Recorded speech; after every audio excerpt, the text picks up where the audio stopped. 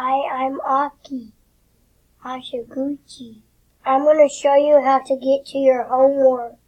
First you go to Trip website. Then you click eClass. Write your student number and write Trip KK. Click My eClass.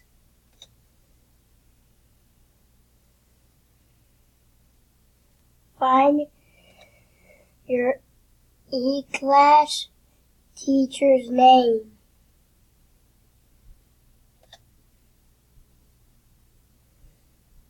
Go all the way down to your mother's homework.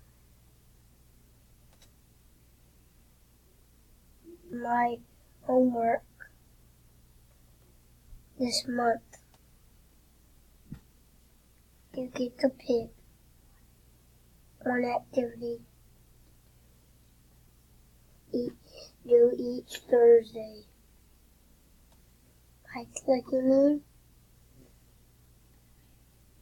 pick the activity by clicking the name.